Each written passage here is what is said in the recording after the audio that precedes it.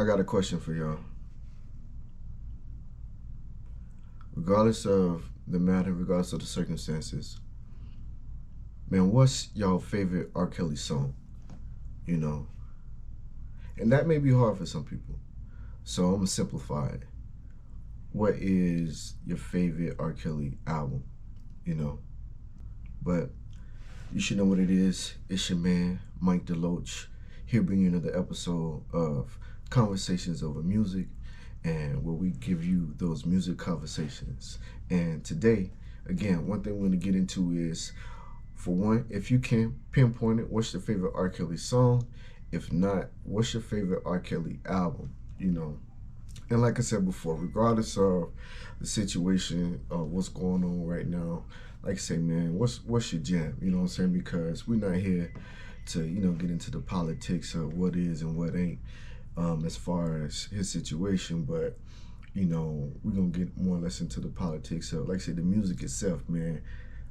Let's get down to the, like I say, this let's keep it focused on the music, and as far as the music that he gave us, you know what I'm saying? Like I say, what's your favorite? Because think about, like Boosie say, undeniable talent. R. Kelly had the undeniable talent, and that was a question that I had for one of my coworkers today too, because I was just thinking, like I say, just R. Kelly something came into my head, and she was sister, black and Puerto Rican, so I was like, hey man, what's your favorite R. Kelly song? And she couldn't, like, dang, like that's a tough one, you know what I'm saying? And right away, her mind not thinking, oh, F R. Kelly, you know what I'm saying? She was like, I can't even lie. Like, I still listen to his music, and that's the thing. He made some good music.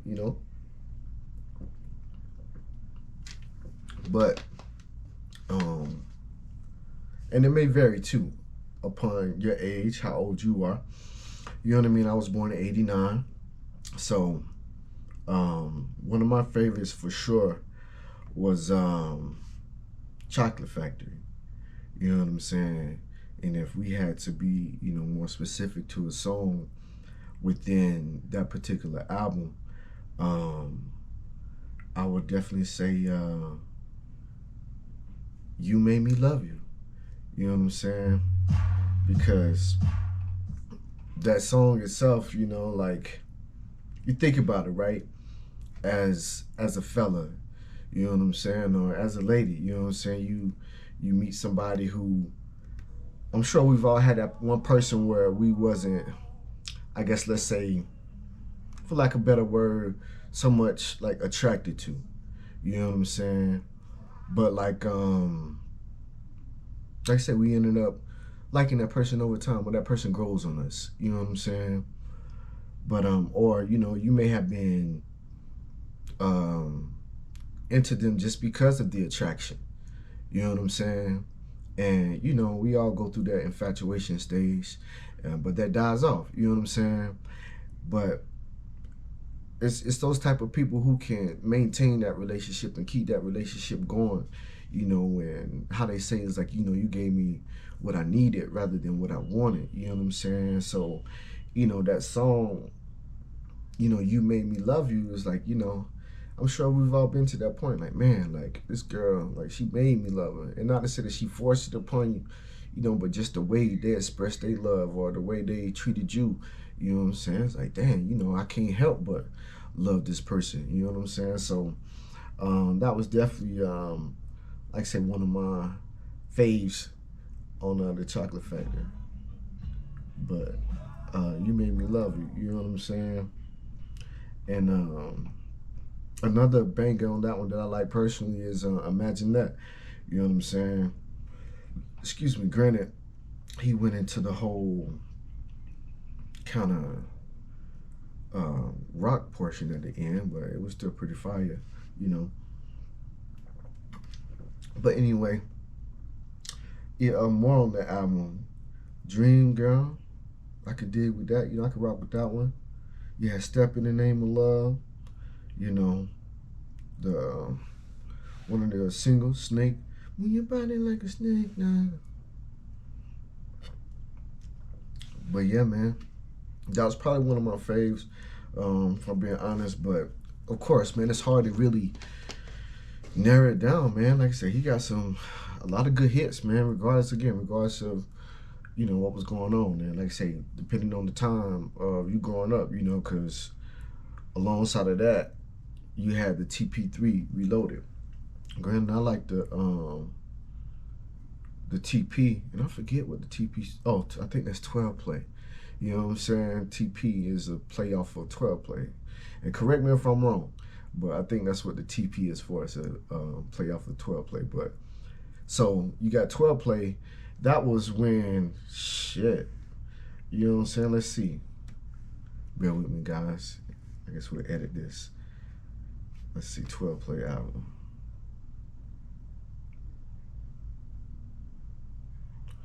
One. Oh, I guess I wanted to see when it was released. Let's get on the computer for that. Bear with me. Okay. And that's the thing, like, let's see when the album was released. Cause I'm like, here it is. I probably wasn't nothing but a baby when that album was released. It was released in '93. So I'm only 4 years old, you know what I'm saying, when 12 play was released. But here it is. I still know something about 12 play. You know what I'm saying? Maybe it was because of my parents and my cousins as far as listening to that type of music, or just me finding out who R. Kelly is and, excuse me, starting to explore his music. But at the same time, it's just some of those hits. Because, artists always have those hits that are, like I say, classics. So it's like he just had those classics that even as I got older, I still know who the music is. That's just like, Marvin Gaye. You know what I'm saying? Me and Marvin Gaye have the same birthday, April 2nd. He was born in '39. I was born in '89. But here it is, like, Marvin Gaye is one of my favorite artists, and Marvin Gaye was doing his thing before I was even born. You know what I mean? So that's, I guess, that just shows you like what a classic is, and how it sets the same in a sense for R. Kelly too. Like I say, he made classics because he was making music before I was born, or like I say, as I'm a little kid, and here it is, as I get older, I come up on his music, 12 play, your body's calling, bump and grind, seems like you're ready, you know what I'm saying? What else is on there? Sex me, you know what I'm saying? And like I say, and even with that, I'm sure everybody have their favorite whenever it comes to that album too. You know what I'm saying? So, and that's the thing. Like I say, even within his albums, man, he had a couple hits and a couple, I guess what you consider classics. You know what I'm saying? But yeah, man. Like I say, man, what's your favorite R. Kelly album? But 12, like I say, one of my favorites again. Back to it, I guess to bring it full circle, was TP3 Reloaded. So, okay, so 12 play was in '93. So TP3. Oh, I just showed it to me.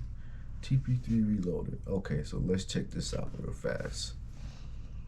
TP3 Reloaded was in what year? Is it not really showing the year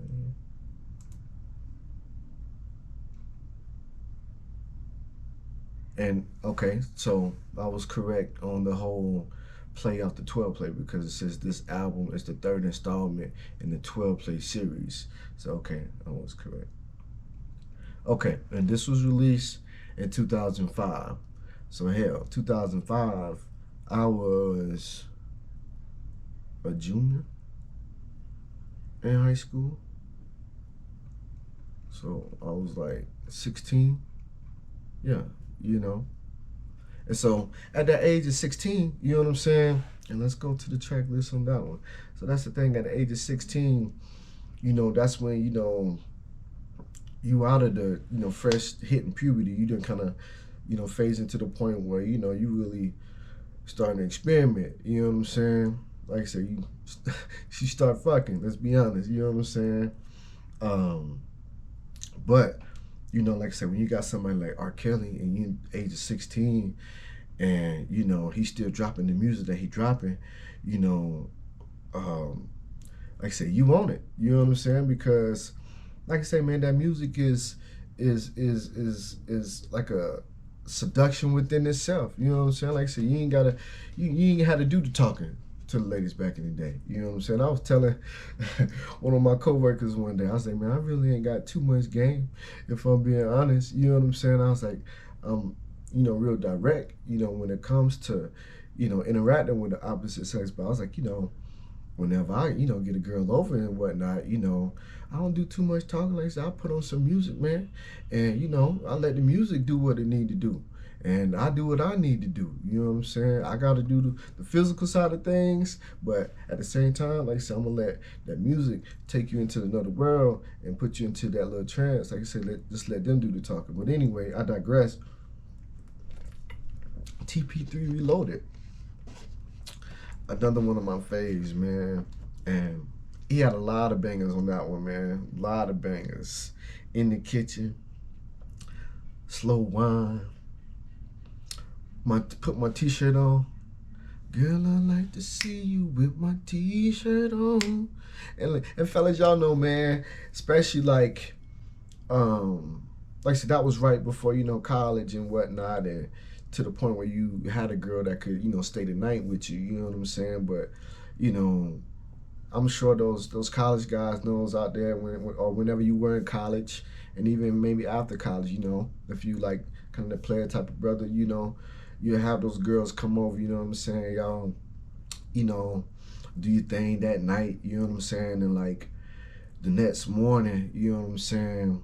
She want to put on, one of your T-shirts, like she don't want to get dressed in what she had on. She don't want to get back in the jeans and, you know what I'm saying, put on a bra and, you know what I'm saying, get back dressed, you know what I'm saying, because for one, it was probably one of those nights where, she didn't pack an overnight bag, you know what I'm saying, and she ended up staying the night, and here it is, like I say, but the next morning she want to hang around, you done let her spend the night and you cool with her just kind of chilling, y'all want to do the breakfast thing, you know what I'm saying, so she go throw on that T-shirt, and so, man, that song that, girl, I love to see you with my T-shirt on, and fellas, man, how, especially too, excuse me, when a girl put on that T-shirt, she walk around, she got them nipples on her, walking through the house, you know what I'm saying? And she may or may not put back on the panties, so you still got easy access. So she looking like you still want to jump on her the next morning, you know what I'm saying, in that T-shirt. So I feel like that was it's clever, and that's one thing about his music, man. And I've talked about this before in a video, or maybe I haven't released it yet, but the fact that, like I say, back in the day, artists were a little more subtle, you know what I'm saying, about fucking, you know what I'm saying? Like I said, Marvin Gaye, brought up Marvin Gaye, like I said, he turned it into sexual healing. Granted, that's another conversation for another day when you really get into tantra and all that type of stuff and sex, but just the ideal of sex in general, but still, like I say, like, that was clever, sexual healing. And that's the thing, people talk so much about, especially if you grew up in the South and grew up in the church, but maybe even just in the black community, how, like, within church, or I would say this, within the church community, in some aspects, sex was, so frowned upon, you know what I'm saying? But at the end of the day, that's how we bring in life, you know what I'm saying? And so, like I said, I feel like Marvin Gaye had to flip it, you know what I'm saying, to sexual healing, to get rid of that stigma, as if it's like it's harmful to us or something. No, this is what you need. You know what I'm saying? Let me heal you. But I feel like R. Kelly kind of kept some of that within his music as far as those subtleties. You know what I'm saying? And he definitely had a clever way of making songs, you know what I'm saying? And we're gonna get into a video too where we kind of talk about like the art of storytelling versus like just punchlines and metaphors, so we're gonna get into a video like that too. But R. Kelly was very clever with his music, man.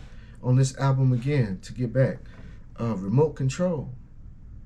I'll be your remote, touch me, turn me on, got me on swole. He said, baby, but just Go back if you ain't never heard Remote Control by R. Kelly, man. Listen to that song, man, and listen to how he basically, put himself in a mind frame like, okay, I'm a robot or whatever. I do whatever, and but basically in the sense of I do whatever you tell me. You know what I'm saying? I'll be your remote control, and basically turning himself and his person into a remote to where the buttons, you know what I'm saying? Like it control whatever you watching. Hey man, you can't take that away from him. And that was one thing me and my coworker was talking about. Again, regardless of what goes on or what happened, you can't, deny his talent, undeniable talent. Touching on that. You know what I'm saying? Nivea. And I got my favorites, you have yours, you know what I'm saying? Maybe we have the same. But Sex Weed. I just wanna hit it all the time. And think about that. Like I said, this album was released in 2005. So this was kind of around the era where I guess the Make It Rains was starting, but you also had like, we being more, I guess, brought up into music too. You know what I'm saying? And so that's genius. Like, all right, niggas like to smoke weed. You know what I'm saying? Man, she got that sex weed. You talking about smoking weed, man, she got that sex weed. And think about it, man, like I said, because I think about the time that we in, too. Like I said, a lot of other stuff is promoted to our children these days, man. And at the end of the day, this was still bringing it back home to a man loving a woman. You know what I'm saying? And, that's on a deeper level when it comes to this music and just, what's going on right now within the world.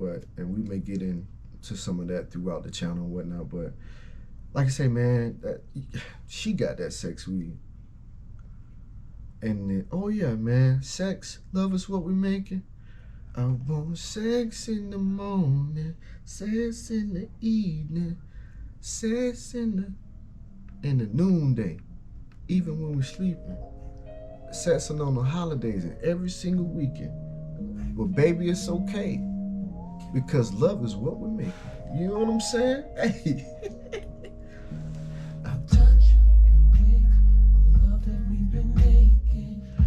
Careful, man. I don't know about these copyright laws and stuff, man. So this is my first time actually making a video and kind of throwing some little music in there with it. You know what I'm saying? But let's go back a little bit. I want sex in the morning, even when we're sleeping. Sex on all the holidays and every single week. Baby, it's okay, man. Like I say, undeniable talent, man. Undeniable talent. But again, man, those are just two of my favorites. You know what I'm saying? And like I say, it may be hard to really put it into one album or one song, man, because like I said, this cat had a catalog. You know what I'm saying? And like I said, who knows what he's cooking up in his head, man. But and the newer one that I did really appreciate, and shout out to my big brother, because like he was the one that really made me like start listening to this album. But the Love Letter, man, like that was a banger. That might have been like 2010ish. Yep, released in 2010, December 2010, man. And gosh, man. Like that one right there, number one hit, Lost in Your Love, Taxi Cab, When a Woman Loves, like I said, the love letter itself, Not Feeling the Love, I Just Can't Get Enough of You, baby,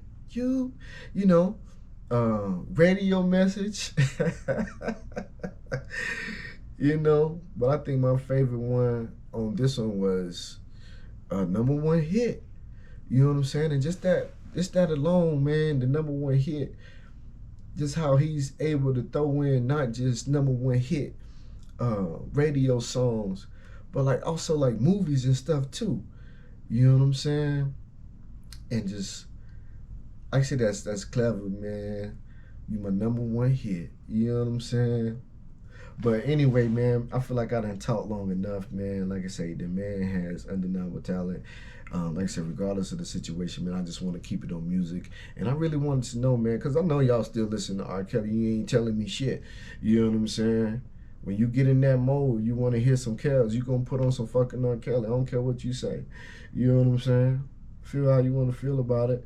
Whatever went down in that aspect. But, man, TP2 was my jam too. You know what I'm saying? But what's yours? You know what I'm saying? Or what's your top three?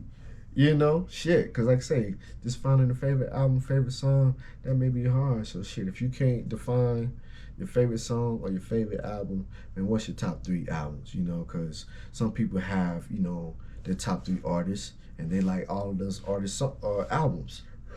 Excuse me. But like I say, with some of the artists that you like, man, what's your top three albums of those artists? And let that be a thing, man. Leave that in the comments below. You know what I'm saying? Put your one of your favorite artists and their top three albums that you like. You know what I'm saying?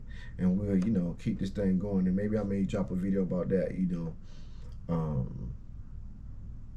Well, I guess I kind of did that with this one, but I may do like my top three artists, you know what I'm saying? But anyway, leave your favorite artists and their top three albums. But as far as R. Kelly, like I said, if you can't narrow it down, just try to narrow it down to your top three albums and, you know, just name out a couple songs within that album. You know what I mean? But again, man, it's your man, Mike DeLoach, here bringing you another episode of Conversations Over Music, where we have those music conversations. And you already know what it is. Until next time, we'll holla back.